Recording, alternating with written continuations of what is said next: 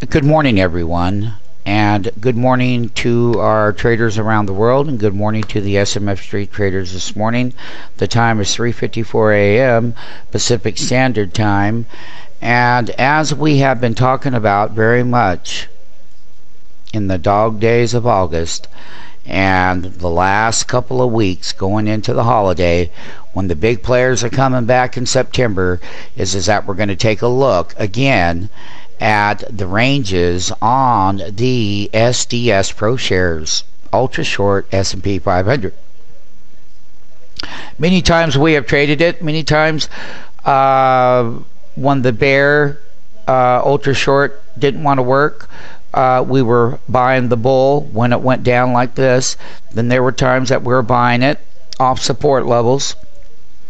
Support levels that where markets had failed, we had nice breakouts to these highs. And basically it's a weekly chart. So as we were ascending, you can see clearly here where we kept putting in the higher highs in price action and the weekly moves up. But then when they failed and the body of the weekly body was not higher up here in price and selling off into these wicks, that's what that means. What you want to see is you want to see the body of the candle be up here. The body of the candle be up here. That means that people were committed and markets were selling off harder. But the thing about it is that we had another reversal. This is where we put in our 620 lows, and we had a nice trade there that we did. Just as a recap, SMF Street traders. So basically when we traded that double week move up there, then now we're getting back in here again, and we started buying in this up week bar. And what we're going to be looking at precisely is the 10-week moving average is moving in the right direction, and the 20-week is coming up behind it. And I'm focusing on this part of it because no matter what happens, I need to know, why am I going to add to my position? So if I come down here and I hit half of the SMF Pro Street Trader bar at price action and hold support on a wick, well, I'm going to be adding a lot to my position. As long as, just like we did right here, see how it came down and tested that? Okay. Now what we are going to look at is taking the top of this weekly bar over here on 8.8 is I'm holding the high of that bar so far, and today is Tuesday, it's only day 2 with very light volume. If I start to build that base and I start to move up, I'm going to start adding to these positions. Okay, the only reason why we haven't taken a full position, SMF Street traders, is because it's very light volume in the markets. And yes, we do have some bull plays that we can put on there to hedge our volatility. It's called volatility trade.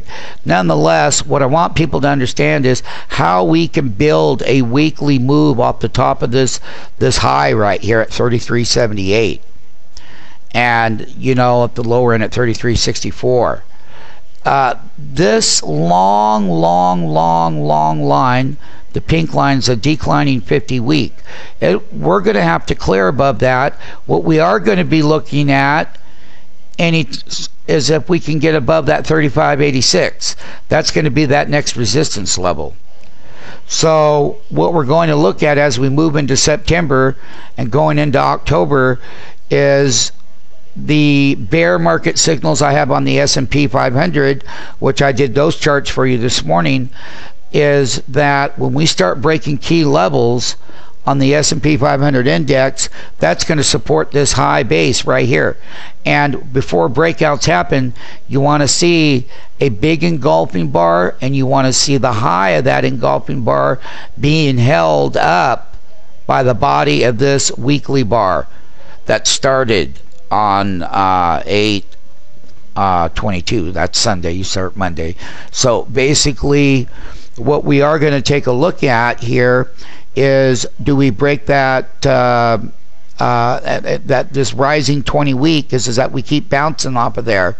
We take out that 50 week and the S&P 500 sells off, we're going to start seeing a bigger move to the upside here.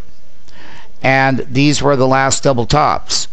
This is what this particular SDS looks like. It can get cooking. If we have failure, the way that things are setting up, and we're not going to know more until September. That's why we're building light on these positions. So therefore, we are going to make the right moves, and we're going to add to the positions based on what's going on here in the weekly area. So we got a lot, a good $6-7 to the upside or higher, depending on what key levels we break on the S&P 500 index.